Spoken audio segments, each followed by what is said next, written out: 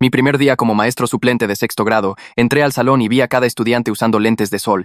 Cuando les pregunté por qué, dijeron, ya verás a las 2:15. Todos gritaron al unísono. Miré alrededor confundido y dejé mi mochila en el escritorio. 28 niños de 12 años me miraban fijamente a través de lentes oscuros como un servicio secreto en miniatura. El plan de clase que la maestra Lupita había dejado no decía nada sobre esto. Intenté ignorarlo y comencé a pasar lista. Pero todos los niños miraban al vacío como si no pudieran verme. Las niñas movían la cabeza como muñecos, mientras que los chavos estiraban las manos al aire como si pelearan con el oxígeno. Bueno, en serio, ¿qué onda con los lentes? Pregunté de nuevo tratando de sonar como el maestro suplente simpático. Nadie respondió. Solo continuaron sus conversaciones como si no hubiera dicho nada. Lo que más me llamó la atención fue el único niño sin lentes. Este chavo, Carlos, en la fila del medio, solo se quedaba ahí sentado mirando su escritorio.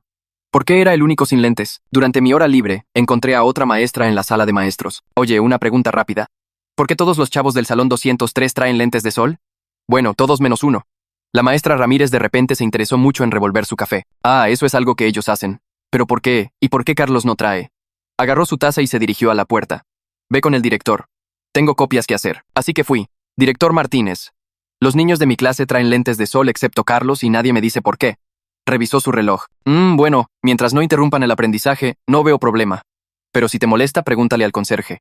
Él limpia ese salón más que cualquier otro. Luego prácticamente salió corriendo diciendo algo sobre una llamada de padres que tenía que atender. A la hora del almuerzo, estaba llenando mi botella de agua cuando el conserje apareció junto a mí. Este señor mayor llamado Don Memo que probablemente había estado aquí desde que construyeron la escuela. Eres el suplente del 203, ¿verdad?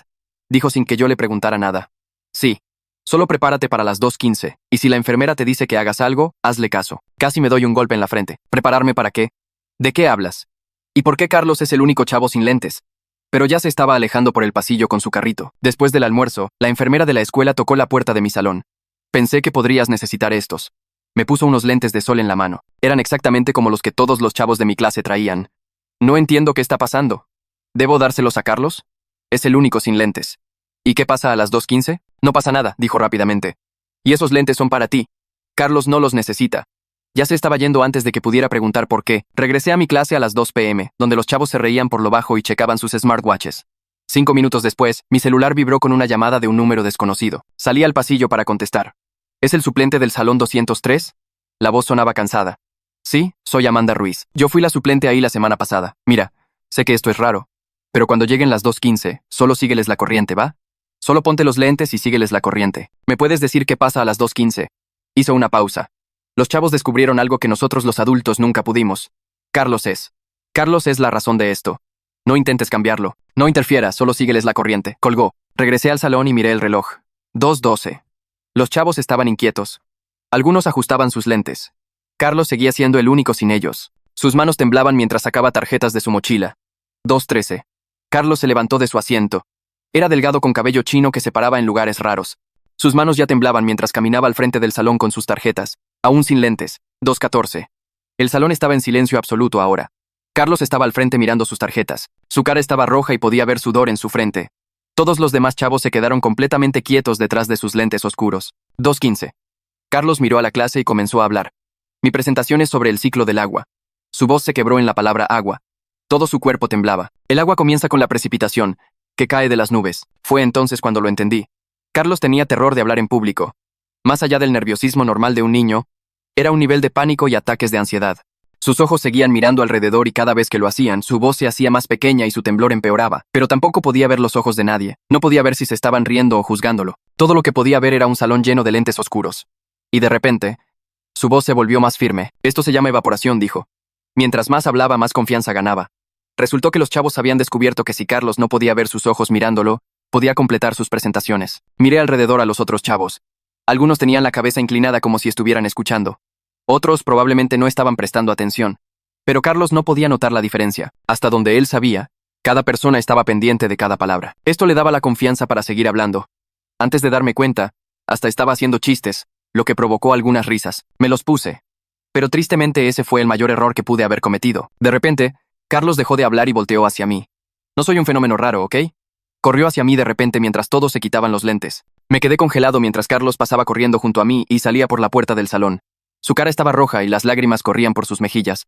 Los otros estudiantes se quedaron completamente quietos con sus lentes ya quitados, mirándome como si acabara de hacer lo peor posible. Me quité los lentes que la enfermera me había dado y mis manos temblaban mientras los miraba. Había roto algo importante que no entendía para nada. El salón se quedó en silencio excepto por algunos chavos moviéndose en sus asientos. Nadie me miraba directamente. Las tarjetas estaban esparcidas en el piso donde Carlos había estado parado. La enfermera apareció en la puerta en segundos, respirando fuerte como si hubiera corrido desde su oficina. Echó un vistazo al espacio vacío al frente del salón y a las tarjetas en el piso. Luego me hizo señas para que saliera al pasillo. Los estudiantes se quedaron en silencio mientras la seguí. Justo antes de que la puerta se cerrara detrás de nosotros, escuché a Miguel decirle tranquilamente a la clase que todos se quedaran calmados. En el pasillo, la enfermera mantuvo su voz baja pero firme mientras me decía que Carlos estaba en su oficina ahora mismo y que estaba a salvo, pero muy molesto. Explicó que el asunto de los lentes tenía una regla principal que todos excepto los suplentes parecían saber.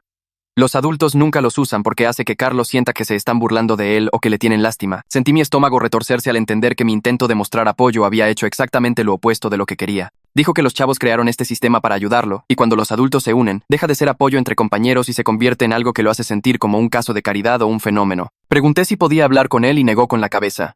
Dijo que necesitaba espacio y que otras personas manejarían esto ahora. La subdirectora Vega llegó por el pasillo unos minutos después. Me pidió que escribiera exactamente qué pasó mientras aún estaba fresco en mi mente. Fue profesional pero no mal al respecto, explicando que esto no era para culparme sino para entender qué salió mal y así poder ayudar a Carlos a mejorar. Regresé al salón donde los estudiantes trabajaban en silencio en alguna tarea que alguien debió haberles dado. Me senté en el escritorio de la maestra Lupita y comencé a escribir el reporte sobre lo que había hecho. El salón se quedó en silencio todo el tiempo que escribí. Sonó la campana final y los estudiantes comenzaron a empacar sus cosas en silencio. La mayoría no me miraba mientras salían en fila. Fátima se detuvo en la puerta y dijo en voz baja que sabían que no quise lastimarlo, pero que debía haberles preguntado primero.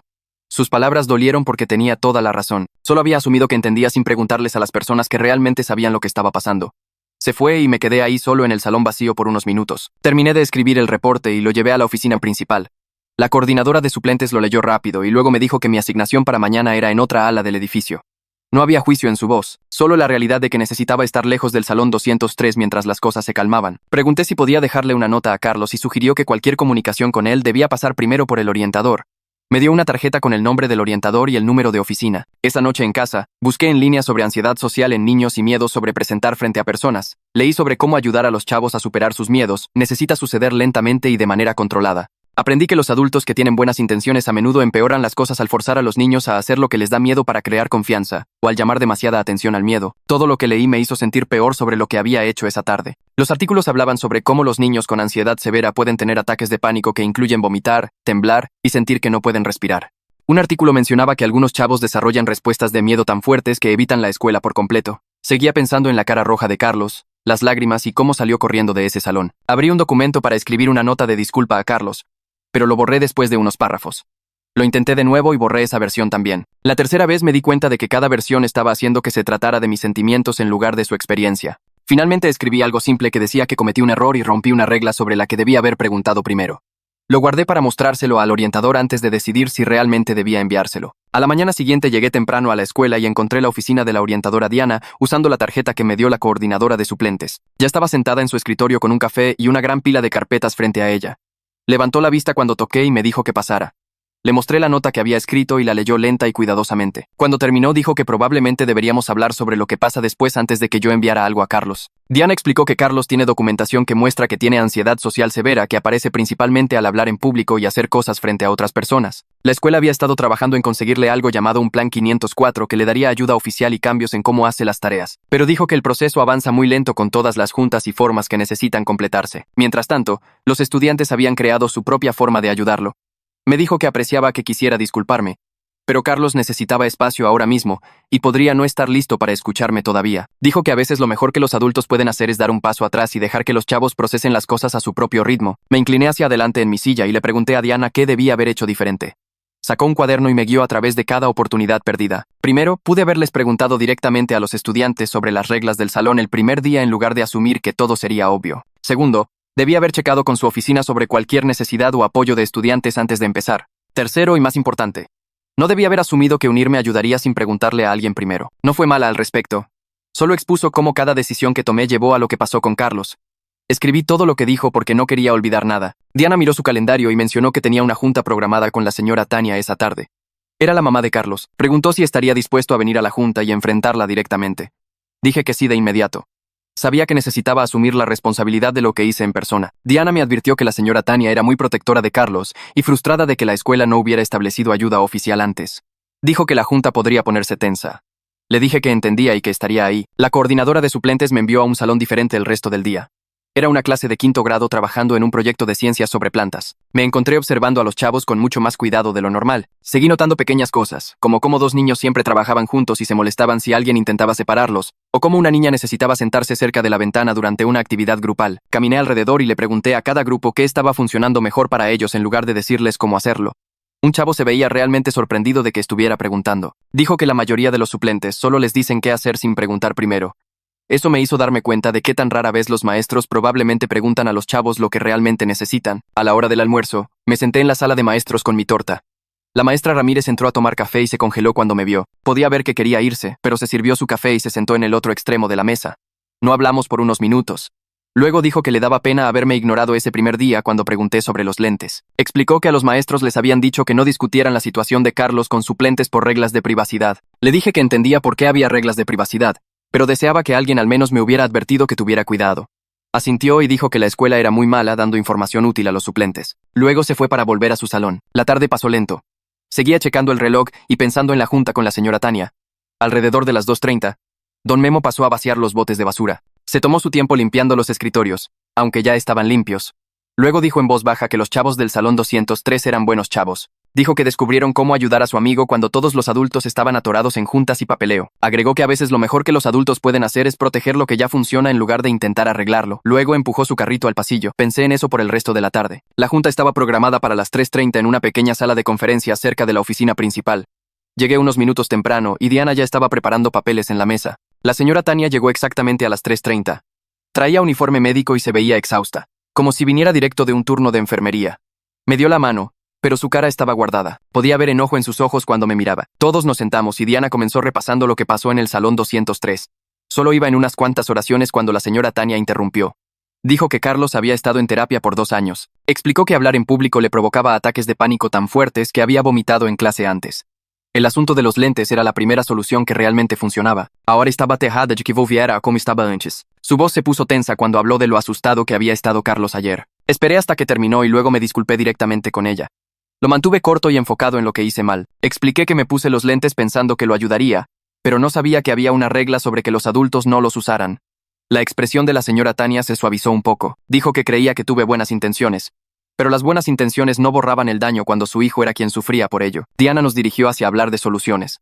Dijo que el incidente en realidad había acelerado el proceso del 504 porque mostró por escrito qué tan severas eran las necesidades de Carlos. Sugirió que si yo volvía al salón 203 como suplente, debería haber reglas escritas claras sobre los lentes y otras opciones para presentaciones. La señora Tania preguntó qué promesa tenía de que no iba a arruinar las cosas de nuevo. Le dije honestamente que no podía prometer que no cometería errores, pero sí podía prometer preguntar primero y seguir el consejo de personas que conocían a Carlos mejor que yo. Mencioné lo que había estado leyendo sobre ansiedad social. Dije que ahora entendía por qué la solución de los estudiantes funcionaba tan bien. Le daba control a Carlos y le permitía mantener su dignidad. La señora Tania me miró fijamente por mucho tiempo antes de asentir lentamente. Diana se movió en su asiento y sacó una carpeta con páginas impresas. Las extendió sobre la mesa y comenzó a repasar diferentes opciones para Carlos si quería intentar presentar de nuevo. La primera opción era grabarse en privado solo con Diana en el salón y luego mostrar el video a la clase. La segunda era presentar solo a Diana como prueba de que podía hacerlo sin necesitar a toda la clase ahí. La tercera era volver al formato del salón con estudiantes usando lentes, pero dejando claro que ningún adulto participaría en el ritual. Diana explicó que el objetivo era darle opciones a Carlos en lugar de forzar un método específico sobre él. Dijo que la terapia de exposición solo funciona cuando la persona tiene algo de control sobre cómo sucede. La señora Tania escuchó cuidadosamente y tomó notas en su celular. Hizo preguntas sobre cada opción y cómo encajarían con lo que el terapeuta de Carlos ya estaba haciendo. Diana prometió coordinar todo con el terapeuta antes de seguir adelante. La señora Tania aceptó hablar de todas las opciones con Carlos en casa y ver cuál se sentía manejable para él. Enfatizó que no quería presionarlo en nada antes de que estuviera listo. Diana asintió y dijo que seguirían completamente el ritmo de Carlos. Me quedé ahí mayormente en silencio, sabiendo que esta no era mi conversación para dirigir. La señora Tania me miró unas cuantas veces como verificando si entendía qué tan serio era esto. Antes de terminar, la señora Tania dejó su celular y me miró directamente. Dijo que Carlos llegó a casa ayer y lloró por más de 1 hora. Seguía diciendo que todos en la escuela probablemente pensaban que estaba roto o loco ahora. La voz de la señora Tania se puso tensa cuando describió tratar de consolarlo mientras sollozaba en su almohada. Explicó que el asunto de los lentes funcionaba tan bien porque se sentía como si sus compañeros lo apoyaran como amigo, no tratándolo como un proyecto.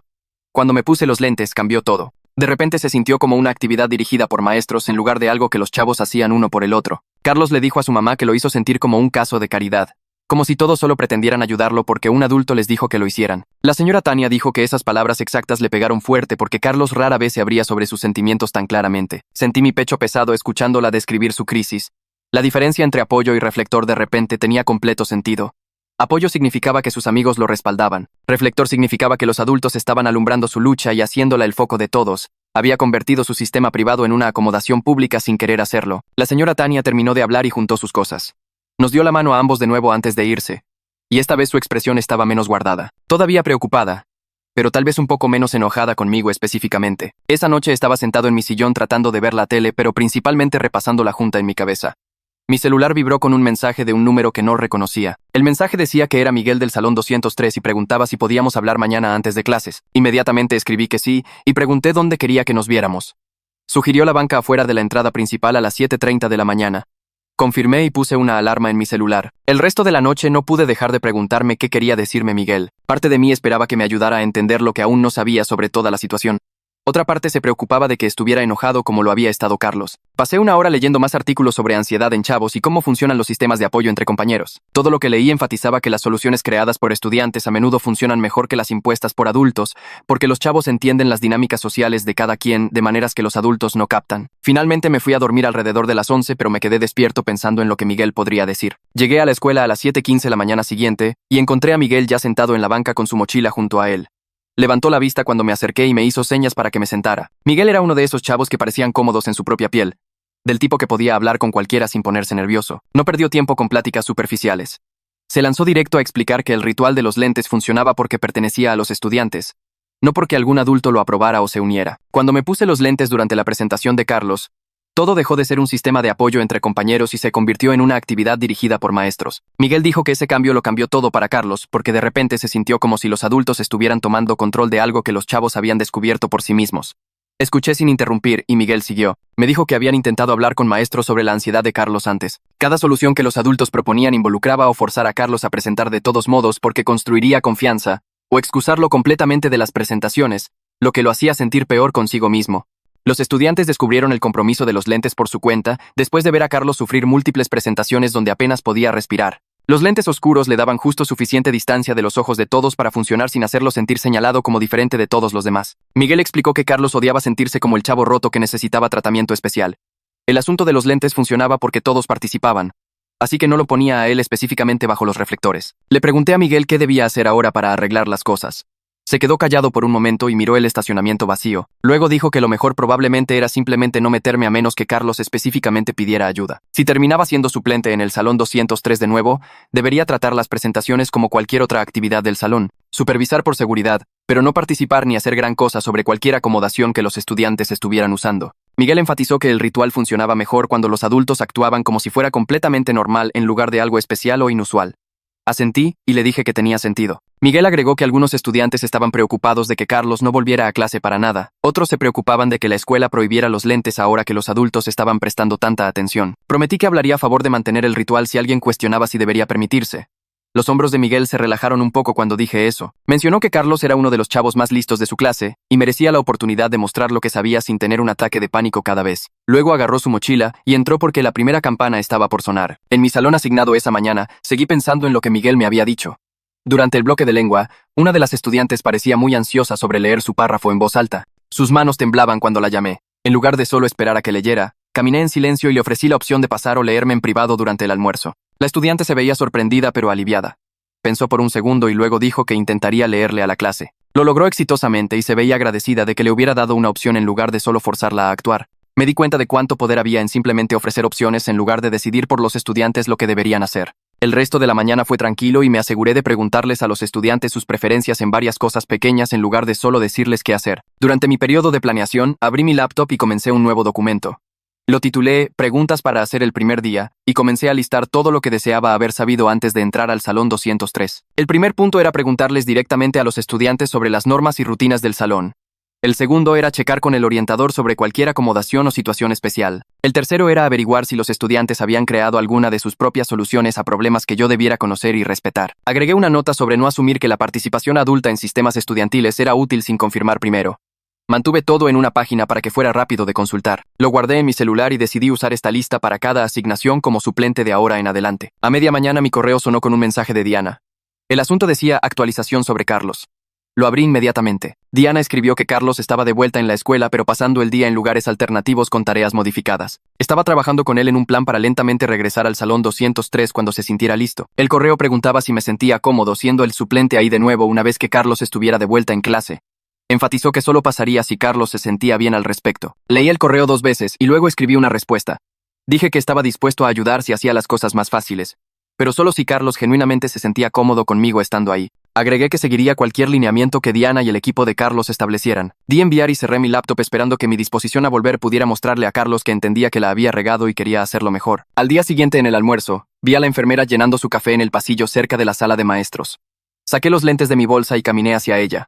Los tomó sin decir nada y los metió en su bolsillo. Luego me miró y dijo que Carlos era fuerte y que un mal día no deshacía todo el progreso que había hecho durante el año pasado. Agregó que a veces los errores en realidad empujan las cosas hacia adelante, porque este incidente finalmente hizo que la administración se moviera en ese plan 504 en el que habían estado sentados por meses. Le agradecí y se dirigió de vuelta a su oficina. Me quedé ahí parado por un minuto pensando en cómo un desastre para Carlos podría en realidad llevar a que recibiera apoyo real.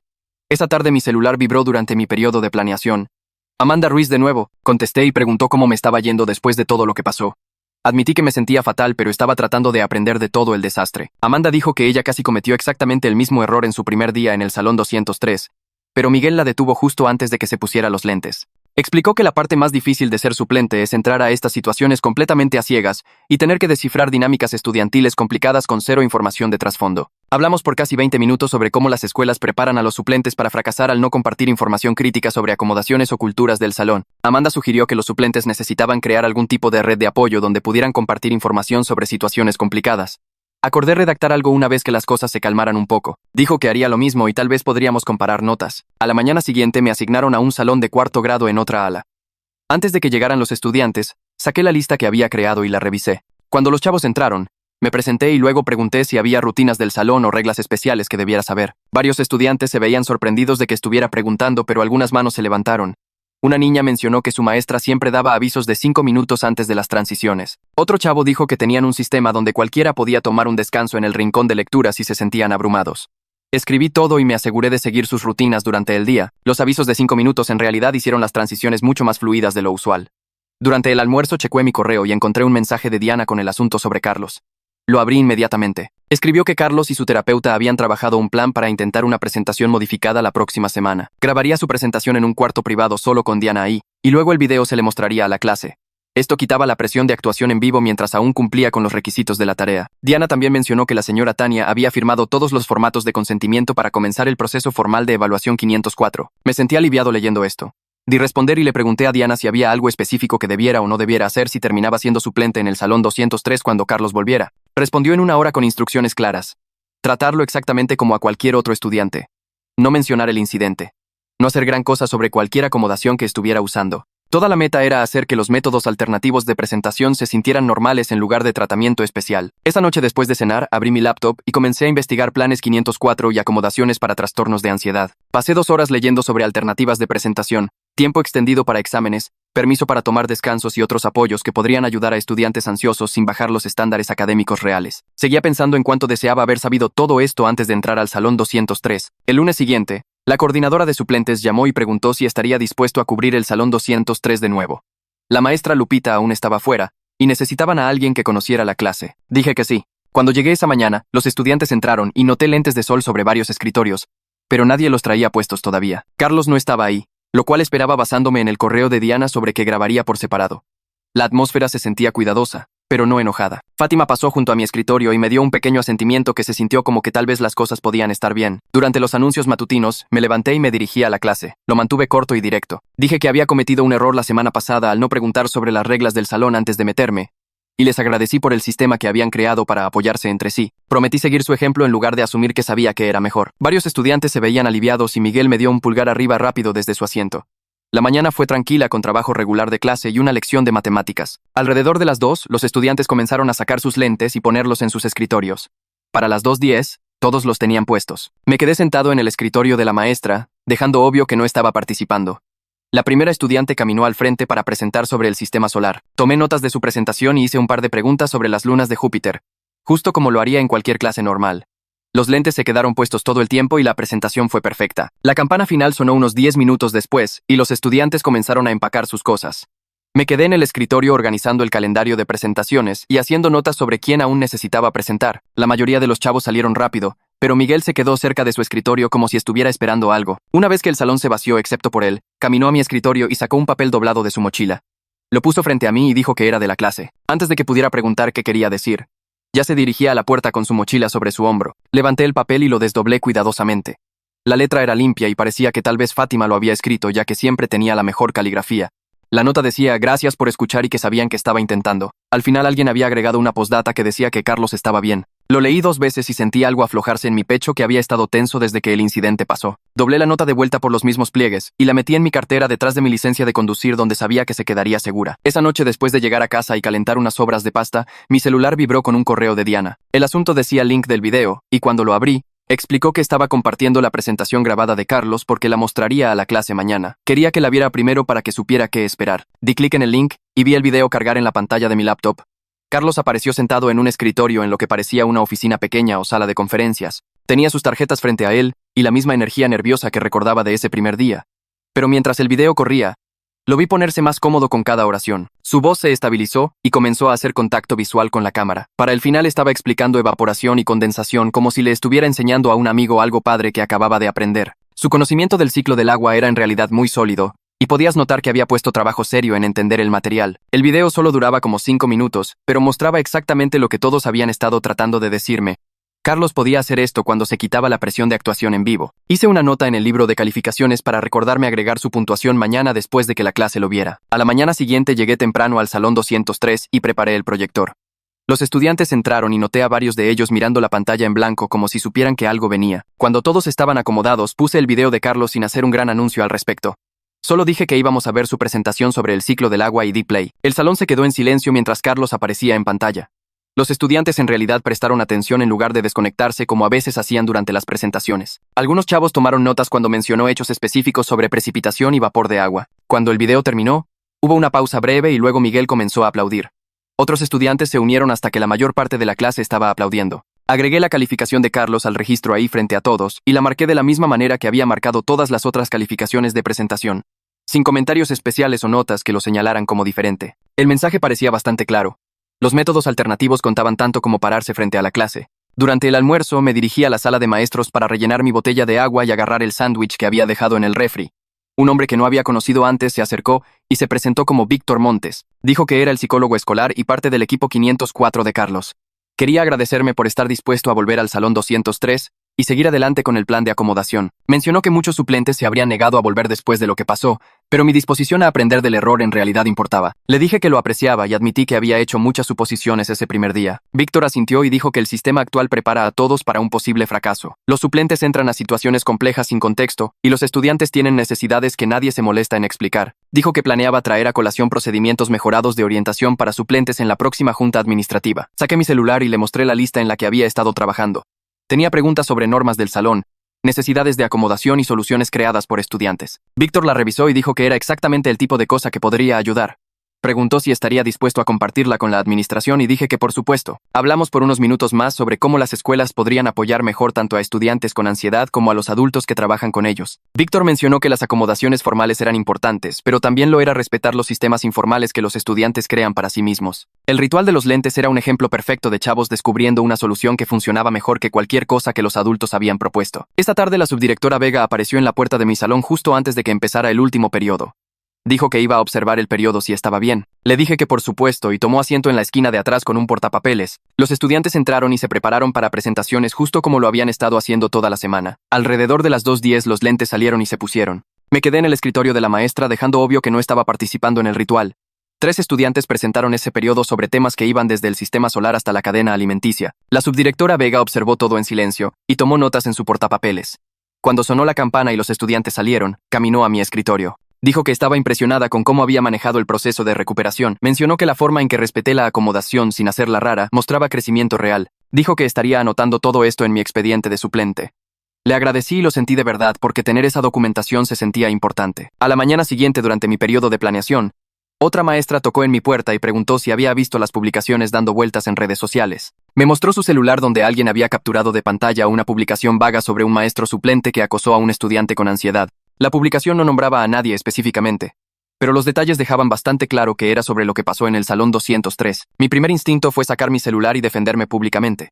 Quería explicar qué pasó realmente y cómo fue un error, no daño intencional, pero en lugar de eso saqué el contacto de Diana y le mandé un mensaje preguntando cómo debía manejar esto. Respondió en 20 minutos y dijo que no me involucrara con especulación en redes sociales para nada. Explicó que las leyes de privacidad estudiantil me impedían discutir detalles y que responder probablemente empeoraría las cosas de todos modos.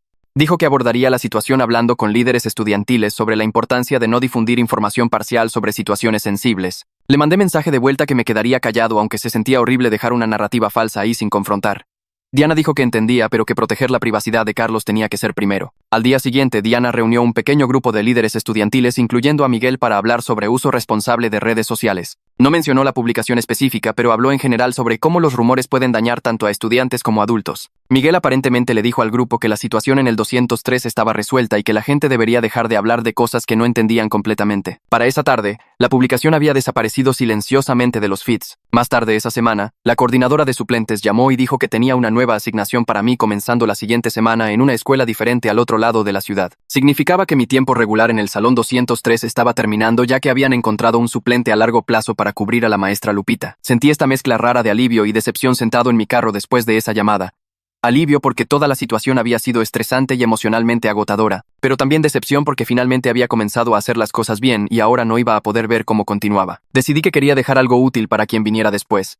Algo que los ayudara a evitar cometer los mismos errores que yo había hecho. En mi último día en el Salón 203, llegué temprano y saqué mi laptop en el escritorio de la maestra. Abrí un documento en blanco y comencé a escribir una guía para quien viniera después. Lo mantuve simple y directo describiendo el ritual de los lentes sin hacerlo sonar raro o complicado. Expliqué que los estudiantes usan lentes oscuros durante presentaciones para ayudar a un compañero que se pone nervioso hablando frente a otros. Agregué en letras negritas que los adultos no deben usar los lentes porque rompe el sistema que los chavos crearon. Listé las opciones alternativas de presentación que ahora estaban disponibles como grabar videos o presentar a grupos pequeños. Noté que Miguel y Fátima eran buenos recursos si alguien tenía preguntas sobre cómo funcionaban las cosas. Al final escribí en mayúsculas: pregunta primero a los estudiantes antes de asumir cualquier cosa sobre las reglas del salón. Imprimí 2 copias, una para la carpeta de suplentes y una para el gabinete donde los maestros guardaban documentos importantes. Les hice 3 agujeros y las metí en las fundas de plástico transparente al frente de la carpeta donde serían imposibles de perder. Luego caminé al gabinete de almacenamiento en la esquina de atrás y comencé a juntar suministros. Encontré un paquete de tarjetas en blanco en el closet de suministros por el pasillo y las traje de vuelta. Agarré el tripié pequeño que guardaba en mi carro para grabarme durante entrevistas de práctica. Me detuve en la sala de maestros y tomé 6 botellas de agua del refri dejando 100 pesos en el bote de dinero. Acomodé todo ordenadamente en el estante del medio del gabinete donde los estudiantes pudieran alcanzarlo fácilmente. Escribí etiquetas en notas adhesivas y las pegué a cada artículo explicando para qué eran. Tarjetas para notas de presentación, tripié para grabar videos, botellas de agua para quien necesite un descanso. Me alejé y miré el arreglo asegurándome de que se viera útil en lugar de controlador. Fátima entró temprano a clase y notó que estaba organizando los suministros. Se acercó y miró lo que estaba haciendo, leyendo las etiquetas que había escrito. Sonrió y dijo que eso en realidad era útil, lo que me hizo sentir que tal vez finalmente estaba haciendo algo bien. Le agradecí y le dije que los suministros eran para que todos los usaran como necesitaran. Asintió y fue a su escritorio sin convertirlo en una conversación más grande de lo necesario. Antes de que sonara la primera campana, me senté y escribí una nota para la maestra Lupita en el cuaderno amarillo del cajón de su escritorio. Expliqué lo que pasó con Carlos y el ritual de los lentes. Me disculpé por el problema que mi error causó y describí el nuevo plan que Diana había armado con diferentes opciones de presentación. Mencioné la guía que dejé en la carpeta de suplentes y los suministros en el gabinete. Le dije que sus estudiantes eran increíbles solucionadores de problemas que habían descubierto cómo ayudar a su amigo cuando los adultos aún estaban atorados en juntas. Mantuve la nota en una página porque no quería abrumarla cuando volviera de cualquier situación familiar que la había mantenido alejada. Doblé la nota y la puse en una carpeta junto con copias de mi lista y la guía del salón. Dejé todo en el centro de su escritorio donde lo vería inmediatamente. El día fue normal con estudiantes trabajando en sus tareas y nadie mencionando lo que había pasado. Cuando sonó la campana final y los estudiantes salieron, varios de ellos me dijeron adiós por nombre, lo que se sintió como una pequeña señal de que las cosas estaban bien entre nosotros. Empaqué mis cosas y eché un último vistazo al salón 203 antes de salir. Esa noche estaba haciendo cena cuando mi celular vibró con una notificación de correo. Me sequé las manos en una toalla y lo abrí para ver un mensaje de la señora Tania. El asunto solo decía gracias. El mensaje en sí era corto y al punto.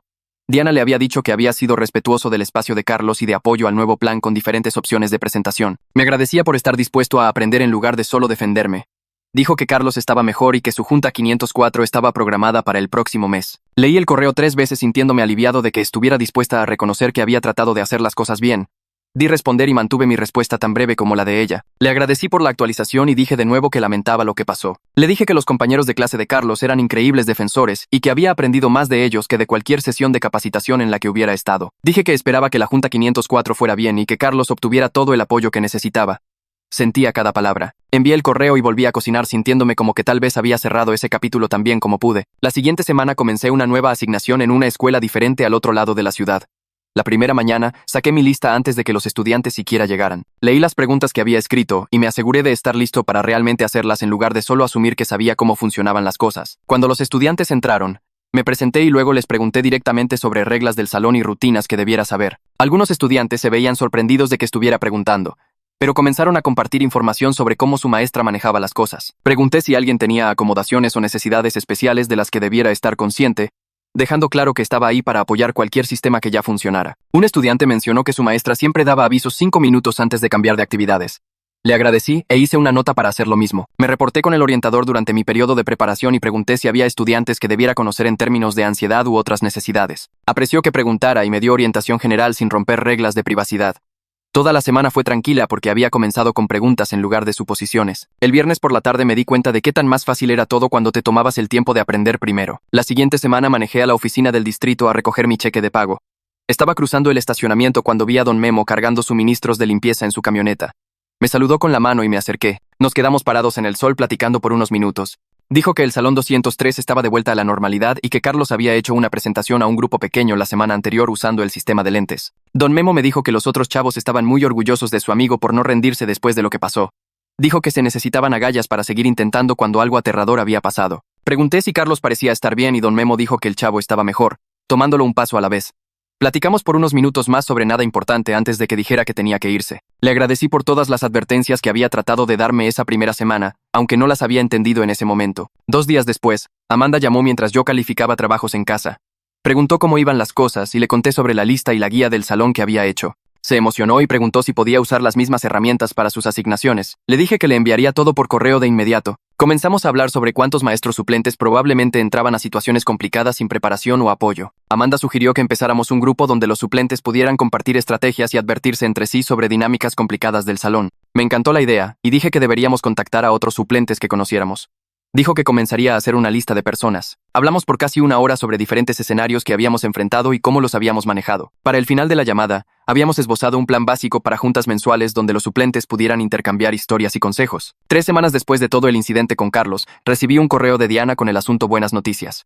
Lo abrí inmediatamente y leí que el plan 504 de Carlos había sido aprobado por el distrito escolar. El plan incluía múltiples formas de hacer presentaciones, tiempo extra para tareas y acceso a la oficina del orientador cuando necesitara un espacio seguro. El plan también reconocía oficialmente el ritual de los lentes como una acomodación real que maestros y personal tenían que respetar y proteger. Nadie podía prohibirlo o meterse con él más porque ahora era parte de su plan de apoyo formal. Me sentí genuinamente feliz leyendo sobre todas las opciones que Carlos tendría de ahora en adelante. El correo de Diana continuaba con más detalles sobre cómo había funcionado el proceso. Me agradeció por ser parte de lo que llevó a este resultado. Dijo que aunque el incidente había sido muy duro para todos, creó el papeleo y la urgencia que el sistema escolar necesitaba para finalmente empujar el plan 504 a través de todos los pasos de aprobación. Explicó que a veces se necesita que algo salga mal para que los adultos presten atención y hagan lo que debieron haber hecho meses antes. Me dijo que Carlos lentamente se estaba sintiendo más cómodo con las presentaciones, y que recientemente se había ofrecido como voluntario para presentar a la mitad de la clase en lugar de solo a un grupo pequeño. Dijo que ese era un progreso enorme para él y mostraba cuánto estaba ayudando el plan de apoyo formal. Escribí de vuelta de inmediato para decirle a Diana lo feliz que estaba sobre el progreso de Carlos y la protección para el ritual de los lentes. Pregunté si estaría bien enviar felicitaciones a Carlos y dijo que lo mencionaría durante su próxima junta. Agregó que la escuela ahora estaba trabajando en mejores formas de orientar a maestros suplentes basándose en recomendaciones de varios miembros del personal que vieron lo que pasó. Cerré mi laptop sintiéndome como que algo bueno había salido de mi error. aunque deseaba nunca haberlo cometido en primer lugar. Un mes pasó antes de que recibiera otra llamada sobre el Salón 203. La coordinadora de suplentes llamó a mi celular un martes por la mañana preguntando si podía cubrir para la maestra Lupita, que tenía una emergencia familiar. Específicamente dijo que me estaba pidiendo a mí, porque ya conocía la cultura del salón y a los estudiantes. Acepté y manejé a la escuela preguntándome cómo se sentiría estar de vuelta en ese salón. Cuando llegué y abrí la carpeta de suplentes en el escritorio, encontré la guía del salón que había creado todavía ahí sentada. La maestra Lupita había agregado notas en tinta azul a lo largo del documento, incluyendo detalles sobre otros estudiantes que preferían ciertos métodos de presentación y qué chavos trabajaban bien juntos para proyectos grupales. Ver mi guía expandida y mejorada así se sintió bien. Como que había dejado algo útil. El día fue exactamente como debía ir. Los estudiantes entraron y se acomodaron en sus rutinas sin necesitar mucha dirección de mi parte. Durante el tiempo de presentaciones, observé mientras diferentes chavos usaban diferentes métodos basados en lo que funcionaba para ellos. 3 estudiantes hicieron presentaciones tradicionales de pie para toda la clase. 2 chavos presentaron juntos como pareja. Un estudiante mostró un video que había hecho en casa. El ritual de los lentes pasó para los estudiantes que lo querían, con chavos poniéndose sus lentes oscuros cuando ciertos presentadores se paraban al frente. Carlos presentó en la esquina de atrás a un grupo pequeño de 4 estudiantes que habían juntado sus escritorios en un círculo. Me quedé en el escritorio de la maestra supervisando todo el salón pero sin interferir con nada. Cuando Carlos terminó su presentación sobre la guerra de independencia, Miguel se estiró y le dio un choca a esos callado. Nadie hizo gran cosa al respecto. El sistema simplemente funcionaba. Al final del día, comencé a empacar mi bolsa y juntar los materiales que había usado. Carlos caminó a mi escritorio lentamente, sin hacer contacto visual, pero claramente queriendo decir algo. Se quedó ahí parado por un segundo antes de hablar en voz baja. Gracias por no hacerlo raro hoy. Lo miré y mantuve mi respuesta simple y normal. Hiciste un gran trabajo en tu presentación. Lo de la guerra de independencia estuvo muy interesante. Asintió una vez y se alejó para agarrar su mochila. Mientras lo veía irse con los otros estudiantes, entendí que esta interacción aburrida y poco notable era exactamente como se veía el éxito. Habíamos llegado a un punto donde las acomodaciones eran tan normales que nadie tenía que convertirlas en algo grande. Carlos podía presentar a su manera, otros chavos podían presentar a la suya, y todo era simplemente parte de cómo funcionaba el salón. Bueno, ese es el gran final que nadie pidió, pero igual les tocó. Si llegaste hasta aquí, o eres muy leal o tienes demasiado tiempo libre. De cualquier forma, lo respeto. Suscríbete y sigamos tomando decisiones cuestionables juntos.